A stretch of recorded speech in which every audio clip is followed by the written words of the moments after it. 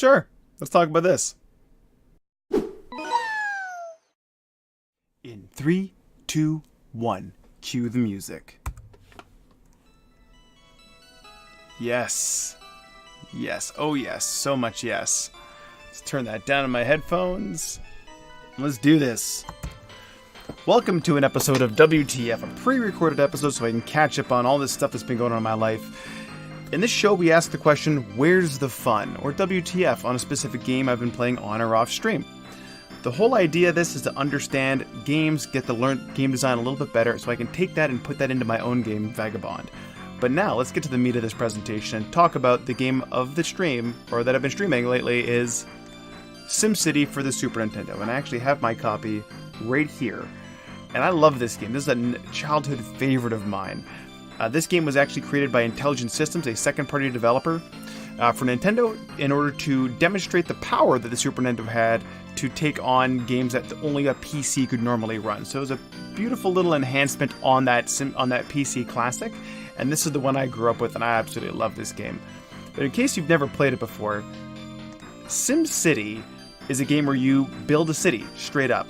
You see on the left here, you can see you doing the zonings, but you're not actually placing the building, you're placing zones for people.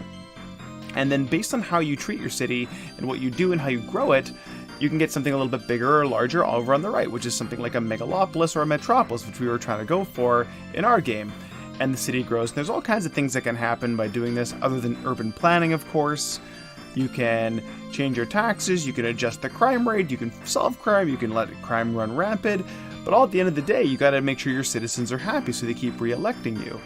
So this whole game isn't really in the same vein of a traditional builder game that we normally have, like Minecraft or anything like that, but rather you are just tweaking the variables of a system, a city simulation, if you will, to see if you can accomplish the goal of either growth or whatever you see fit for yourself.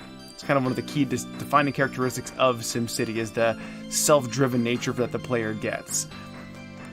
In the Super Nintendo version, you get a lot of cool stuff, like these little beautiful graphics, little warnings. You always had disasters versus PC and the Super Nintendo. Just the Nintendo version has a couple little enhancements, like you have like the Bowser attack versus a monster attack. There's also the idea of gifts, which is a really nice little enhancement that, you know, adds a little bit of variety to the buildings that you're seeing on screen, but it also just gives you some little boosts and perks of your game based on what milestones you achieve. So it's a really nice little add-on. But that's enough about SimCity, because this is a massive game. We're talking about the Super Nintendo version, like I mentioned. Let's talk about how I felt at the game. And I'm going to try to not let my nostalgia overwhelm my feelings. But these are the three major feelings I've had with this game, because I hadn't really played it in a very long time.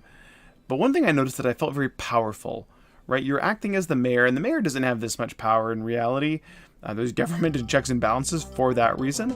But you're manipulating all of these variables inside of a city, and you're trying to achieve whatever goal you see fit. Usually it's growth, but if you're playing one of the scenario packs that I didn't talk about in terms of gameplay, we didn't play it on stream, but you're trying to solve a problem maybe, and you're trying to manipulate these variables to either solve problems, create growth, create destruction, whatever you see fit. And there's no specific reward system for it other than the occasional gift or succeeding at a scenario if they set that goal for you. But it's whatever you want to do, but you are very powerful as the player because you just change the world and watch it react to your changes. You're not actually making the changes directly to the people themselves. They are reacting to it, which is a really cool power dynamic, and I really like that. That power dynamic also made me very intrigued. It intrigued me because I wanted to know why certain things I was doing or was not doing or having why those effects were happening to my city. Maybe land values were dropping and I couldn't really see why, or maybe there was an area that I thought was just bustling and it was doing great. I walk away from it for a little while, go back, and it's dropped in value. And I just don't understand the issue. But it's something I changed, or maybe something I didn't change.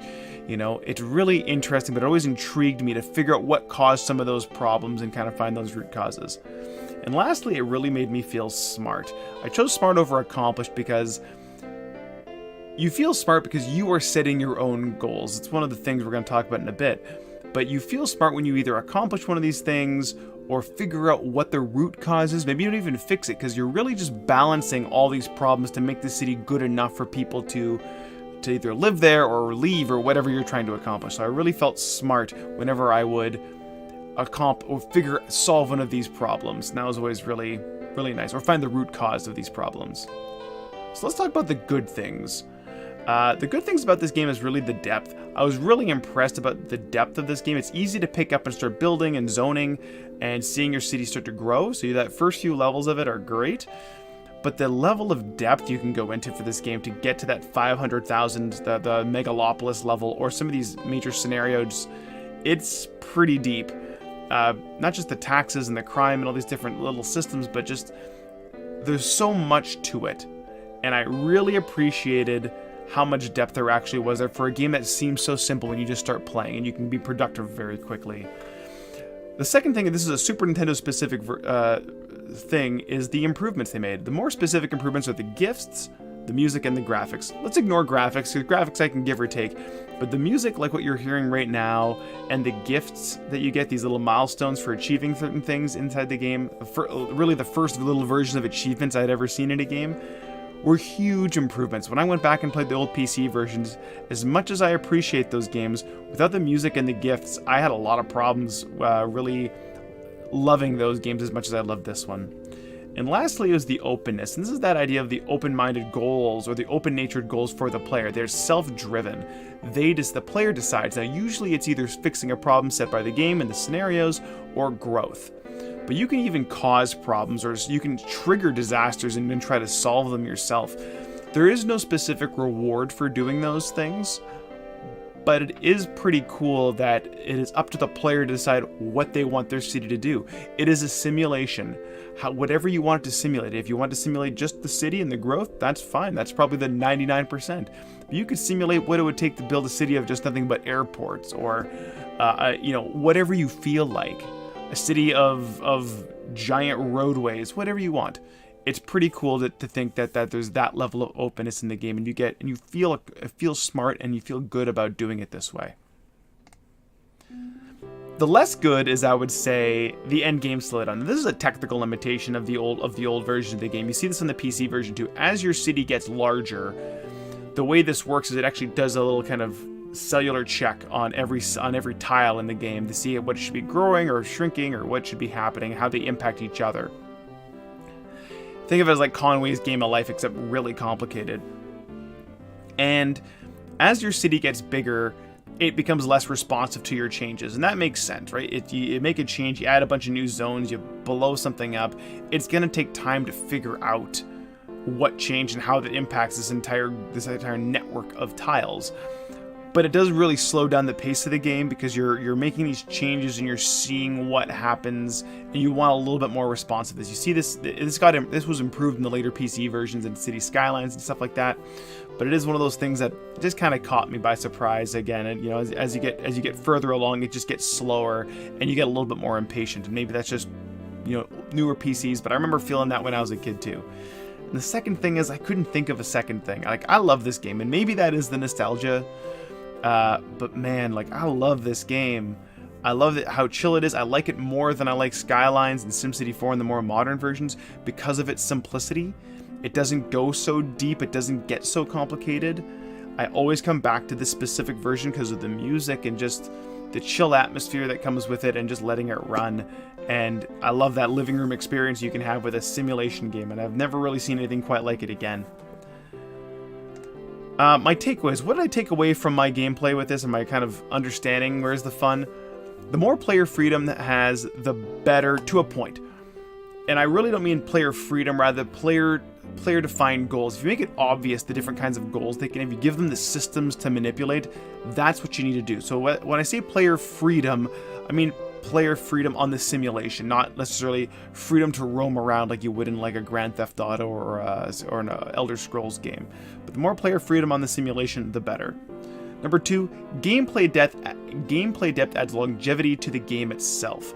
So that, like I said, it's easy to pick up this game and start doing cool stuff with it, building stuff. You feel good about building stuff. That's fun.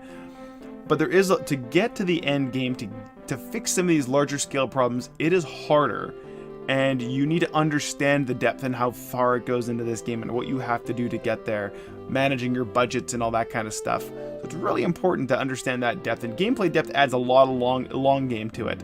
So you want to make sure you respect that depth and make it simple to grasp but hard to master. And lastly, you want to make the player feel powerful. Also can throw smart in there, but you want the player to feel good. I was reminded of that. When you have a success, it is nice to feel that. It's what games should do. You play them as a pastime, you're having fun with them. Right? The player should feel good about playing your game. And that's one of my big takeaways from this game. So with that, we're going to call it, and thanks for watching. Hey friendos, thanks for watching the latest episode of WTF. If you like this sort of game design thing, we record these live along with some nice gameplay and have a nice conversation every Sunday night at 9:30 Central on mixer.com/DavidWest and twitch.tv/DavidWest. We also have a game development version of the show every Tuesday night at the same time on Mixer and Twitch. And lastly, if you want to follow us on Instagram, Facebook, YouTube, and Twitter, you can always have a nice conversation with me there. All those things /DavidWest. And as usual, if you could do me a favor, please have yourselves a lovely day and or evening. And thanks for watching.